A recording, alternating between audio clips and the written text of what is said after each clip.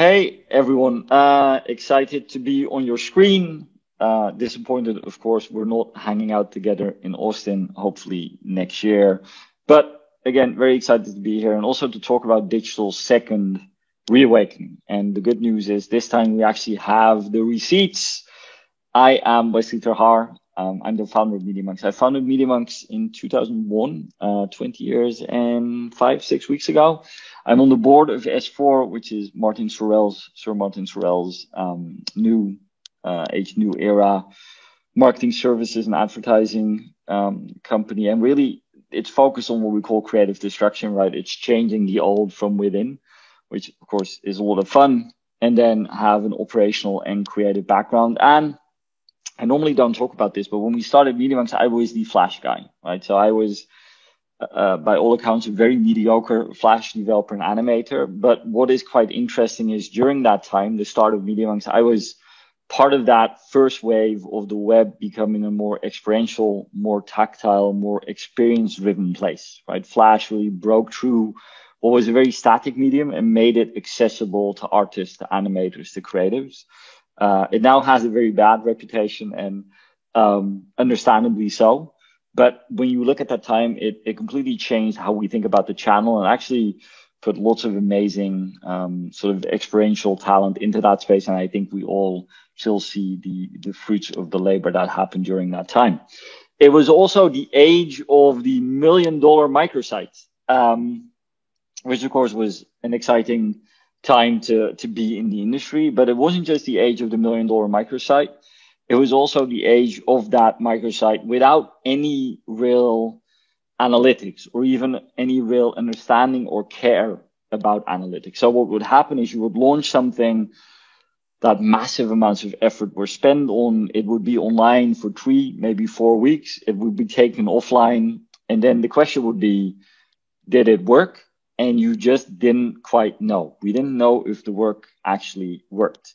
We then hit 2010, the death of Flash, which it sort of petered out, right? This was a big moment, and then it had already started happening a few years before. It definitely took a while. I think I saw a note even a few months ago that it was truly the very, very, very last day that the Flash plugin was going to work. But it takes a lot of this creative energy and experiential and experimental energy out of the space. It actually, I would say, not just stops it, but it actually pushes it back a few years. I can remember that very actively, feeling that you were trying to catch up where you had already been. And then it'll be interesting and a conversation I think we'll never quite have the 100% answer to. It coincides. And the question is this coincidence? It coincides with digital ad spend growing. And because of that growth, also consolidating. We all understand now what the duopoly is or the big three. Most ad spend sits in some pretty defined companies. But what happens is the money follows the easiest metrics. So what starts happening is it's actually quite easy to have people watch 2 seconds, 3 seconds of video, and that might not even be happening actively, right? So video becomes a really easy thing to put money again because the metrics and reporting tend to prove that it works. It's a lot more difficult to get people to interact with something actively, right? That feels like a higher barrier. So money follows the metric model. Lots of effort, lots of attention goes into video advertising, even though we're in the digital space. I think 68, 70%. And then the bulk of the remaining ad spend goes into programmatic, goes into search. So you really only have a sliver of spend left that goes into more interactive, more experiential spaces. And again, it coincided. I think there's a question if that's actual coincidence. So why are we talking about a reawakening? 220 has accelerated digital adoption. And case in point, that's why we're all here and not hanging out in Austin. Digital channels fill up at an unprecedented rate. We're spending more time online and also across all generations. And at that same time, we no longer have the opportunity to shortcut to experience, right? People aren't going out to a store. People aren't going out to an event. People aren't going out to pop-ups. So these two things happen. And I think it's actually a similar type of milestone moment as the death of Flash coinciding with the growth of ad spend. So to talk about the reawakening in a bit more detail, I think it starts with a story about storytelling. And storytelling is a much used and much overused term that I think has caused real issues when it comes to how we think about digital as a channel. And it's not just the term storytelling, story doing, story selling, story making. Each one gets me slightly more wound up. It all harks back, I think, to this thought. Seth Godin, marketing is no longer about the stuff that you make, but about the stories you tell. And foundationally, that isn't wrong. Foundationally, the idea that there's ways our memory works. There are arcs that resonate with us as humans. There's ways for us to tap into that emotional resonance to get people to imprint specific types of information about a product, brand, or a service.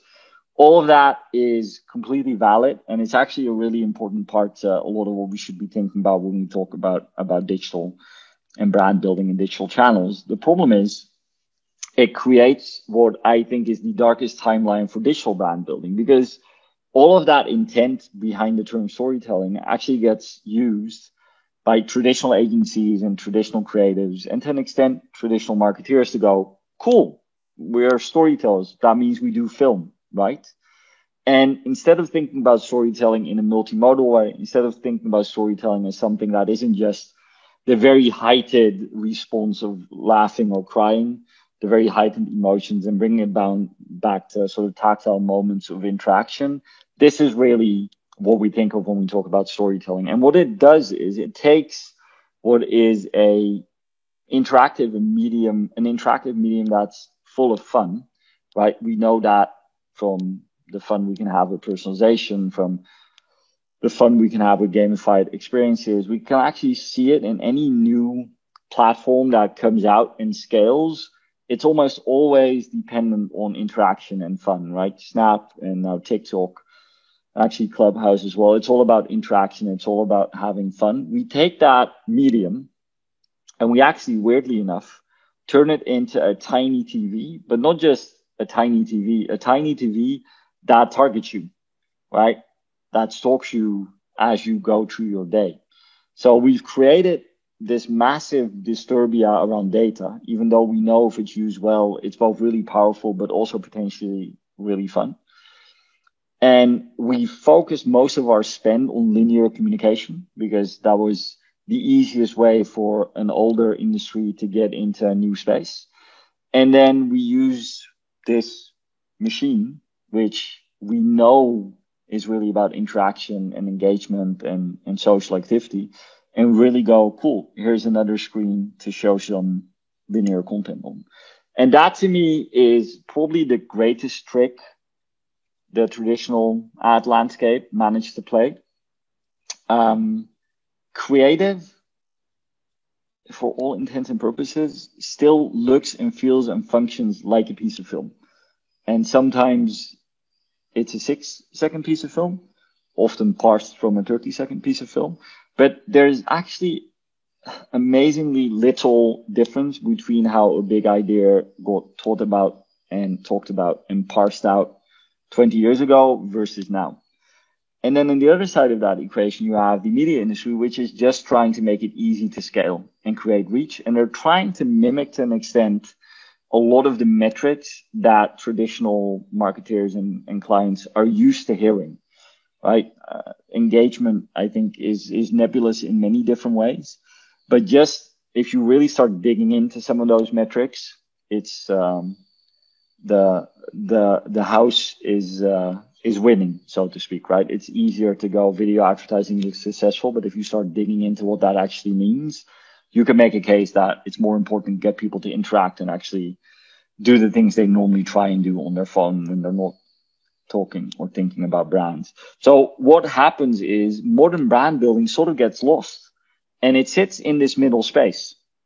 And that's really the reawakening. When I think about modern brand building lovable, relevant, viable, and social brands, it can't just be creative that sort of looks like a piece of film, and it can't just be media that's all about toolkits.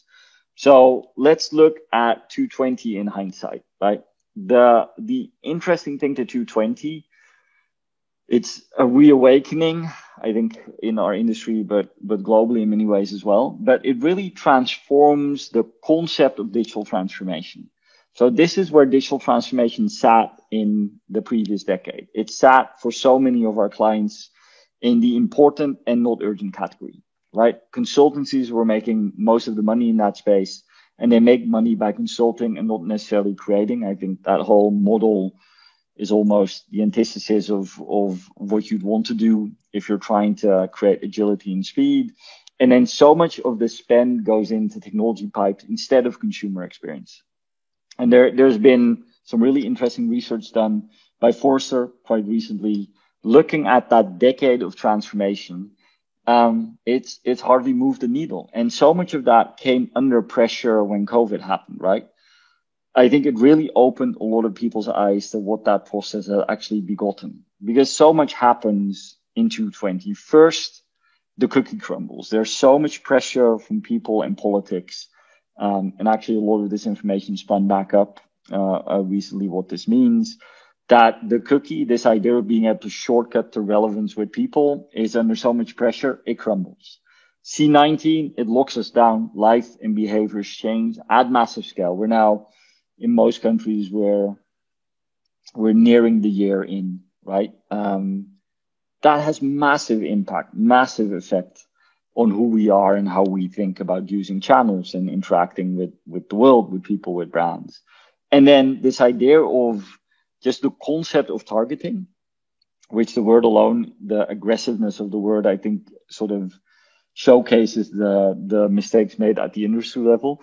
That is an ongoing target. Data privacy, a key focus globally. And I think Apple crippling the mobile identifier, and of course a lot of conversation happening around that at the moment as well, just shows that that's something that's going to keep going. So looking at 220 in hindsight, it transforms transformation.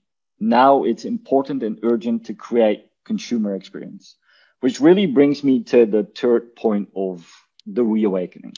So the age of ecosystem. It really comes down to a very simple, I guess, very core insight. Consumers engage with massive amounts of content prior to making purchases. And purchases, to an extent, we can call that any performance element, right? People are used to browsing. They don't even do it all on a single channel or platform. A lot of how people think about brands is actually built as they interact with a bunch of different channels, a bunch of different friends and family and influencers, etc., etc. So if that's a known quantity, what if we make the whole ecosystem, and this is a quick snapshot on a typical sort of consumer decision journey mapping exercise, what if we make the whole ecosystem, everywhere where people are interacting with those pieces of content, what if we make it amazing? So that's the most open of doors, right? That's that sort of galaxy brain level thinking. Because of course we should do that, but it doesn't happen. It's not how we think about digital. We think about digital so often as a lower funnel performance place, right? And that's sort of what it's there for. We think about it as a place to just send information, which is crazy when you think about it, right? We're just trying to interrupt what somebody is doing with a message that they can or cannot skip. All of that just doesn't make a lot of sense if you think about what the channel opportunity actually is, but also just think about what used to happen in this space before we started consolidating ad spend and lost a few years when it came to being able to actually make things amazing. So let's talk about what that means.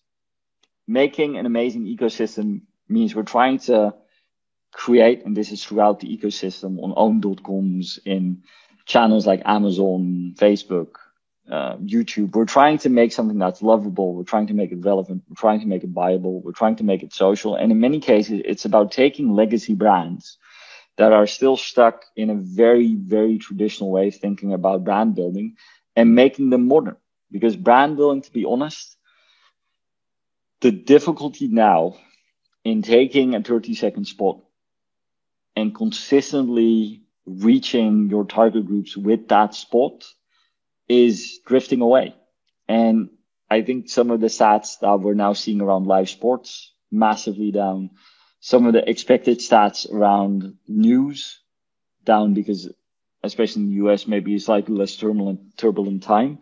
The real takeaway is you don't have that opportunity anymore to just blanket by reach and then hope that helps you build a brand at scale. So what is actually the opportunity now? If the 30-second spot bought at massive scale isn't it, the opportunity is what we call feeding the feeds. Because digital is about so much more than conversion. I think what ended up happening, and it's the irony isn't lost on me, we started with the $1 million microsites and no analytics. And that's where we made the mistake, right? The moment it went into scalable mass media buying and those channels gave us metrics, that became the only metric, right? That was suddenly the only metric, and all of those metrics, it's very much last click attribution, conversion, creative is on a resurgence. A lot of platforms are now driving the focus on better creative, actually upping conversion. But initially it was all about logo in the first second, shorten the ad, don't think about it. This is a conversion lower funnel tool. And that is, I think, the biggest mindset shift that we need to drive at. And I think this is the moment to do it. And we're seeing that play out. When we talk about feeding the feeds, this isn't the battle, right? It's not about big ideas versus digital, which has been a construct. And I've sometimes been a part of that construct as well. That's not the construct, right? This idea that a big idea is only big if it comes in a 30-second spot and a manifesto, or this idea that a big idea only exists because of the logo on the deck, right? If it's a traditional logo, by default, it has to be a big idea. That's something that we just need to move past. And I think when you think about big ideas in a modern space, it's really about a brand promise and mindset that's driving several parts of the ecosystem. And to give you an example there, part of that sits in fame, part of that sits in functionality, part of that sits in fun, and part of that sits in feeds. So fame is something to stand out for, something to stand for. It's not a single moment, right? This idea that a single moment is the thing that will get you there. We need frameworks and some ideas that represent a mindset that we can keep building into and building into and building into with a level of consistency that allows us to really get people to understand and resonate at that level. And some examples here, actually, I picked out People Are Places from Aeromexico because that's a typical, I would almost say, Addy idea. The whole campaign ended up winning gold in Cannes 2 years ago. Very Addy idea, right? People don't travel necessarily to go to a place, but to go to people, which is especially relevant for Aeromexico. But that's not what makes it good. That's just a framework. What makes it good is how we pull that into functionality. Because if you want to be a modern brand, there has to be digital elements to it, right? People are so used to having instantaneous interactions that almost define so much of their day to day, more now so than ever, right? Everybody's ordering everything online. Everybody has a bunch of additional apps on their phone that they're using to communicate, to connect, to order. Functionality needs to be something that gets pulled in from that big idea framework and then actually starts to execute against the full ecosystem. And for something like People Are the Places, that was really about, can we make that part of the booking flow, right? So can you actually book to visit a person instead of a place? And if that's the case, can we actually give you a ticket with that person's name on the ticket and on your scanner? Takes some work, right? You have to go through the whole I would say product ecosystem, but doing that makes it great, right? That makes a creative framework a bigger idea because it's actually impacting product. It's impacting functionality. And then a beat that we've forgotten, I think in many cases, just fun. The great thing about digital is you get over rewarded for fun stuff. If you do something fun, people will talk about it and they'll share it and they'll spread it and they'll go, that was cool. And I think in too many cases, we underestimate that power. There are a few brands that do it well, but let's not forget that a lot of people are just zoning out, taking a bit of time on their phone, on their laptop, trying to have a bit of fun. you can play massively in that space as a brand, right? Lean into digital native behaviors, emerging technologies, the joy and fun of innovation. And then it ends with the feed. This is almost about algorithmic fame finding, influencers, fit for format content being part of cultural conversations. For me, this is almost PR 2.0, right? What is our ongoing conversation we're having with the feeds? And can we try and be part of that in a meaningful way that hopefully adds some value to people's days? And then can we do all of that really taking into account that people want to be heard and not overheard? That's such a key part to this. I mentioned targeting earlier. I honestly think it's the disconnect between the traditional creative industry and the technology industry has caused us to use amazing engineering to sort of be put in place with almost no empathy, because that's where traditional creative companies just didn't show an interest. We're very focused on how we use data, and we have some real values built into the foundational way we talk and think about it with brands. Which brings me to the last part. So if this is a reawakening and we're moving, hopefully, the needle on an amazing interactive experiential channel being overtaken with linear storytelling, we need to be able to show the receipts. Because really, when you think about it, this is the traditional big idea, right? You take a shot and you hope. You hope the shot drops. And that means as digital, we're not conversion, but we're performance. And the issue here is that performance has been equated with conversion, right? We talk a lot about performance media, but performance is more than that. We are Moneyball for brand building.